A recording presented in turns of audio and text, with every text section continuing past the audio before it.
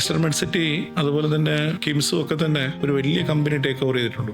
അവിടെയും നമ്മൾ മനസ്സിലാക്കേണ്ടത് സാധാരണ ജനത്തിന് ഓപ്ഷൻ എന്ന് പറയുന്ന ഒരു സാധനം അത് നഷ്ടപ്പെടും. കാരണം കിംസിൽ പോണോ അസ്റ്ററിൽ പോണോ എന്നുള്ള ഒരു ചിന്ത നമുക്ക് ചിലപ്പോൾ ഉണ്ടായിരിക്കും. ഇത് രണ്ടും ഒരാളുടെ കയ്യിലാണെങ്കിൽ പണ്ട് കാലത്ത് നമ്മൾ ചിന്തിച്ചു നോക്കിയാൽ നമുക്കറിയാം, ഒരു ഫോൺ ചെയ്യണതിന് നമുക്ക് 8 രൂപ 9 രൂപ 10 രൂപ വരെ നമ്മൾ കൊടുത്തൊരു കാലം ഉണ്ടായിരുന്നു. അന്ന് വടക്ക് 50 പൈസ ഉള്ളായിരുന്നു.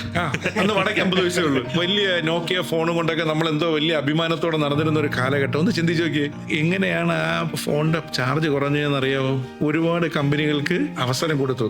ഐഡിയ വന്നു, റിലയൻസ് വന്നു, വോഡാഫോൺ വന്നു. ഇവരെല്ലാം മത്സരിച്ച് കുറച്ചു.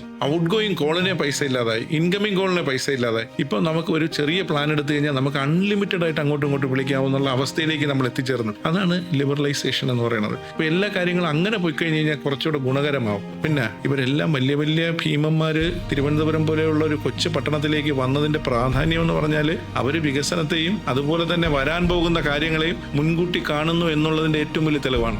ലുലു തിരുവനന്തപുരത്ത് തുടങ്ങുമ്പോൾ ലുലുവിന്റെ കസ്റ്റമറായിട്ട് അവർ ചിന്തിക്കുന്ന തിരുവനന്തപുരത്തുകാരെ അല്ല, തിരുനെൽവേലി മുതലുള്ള ആൾക്കാരെയാണ് അവരുടെ കസ്റ്റമറായിട്ട് ചിന്തിക്കുന്നത്. അത്തരത്തില് ദീർഘവീക്ഷണത്തോടു കൂടി മുന്നോട്ട് പോകുന്ന ആൾക്കാർക്കും കമ്പനികൾക്കും മാത്രമേ ഇനി കാര്യങ്ങൾ സർവൈവ് ചെയ്ത് പോകാൻ പറ്റൂ.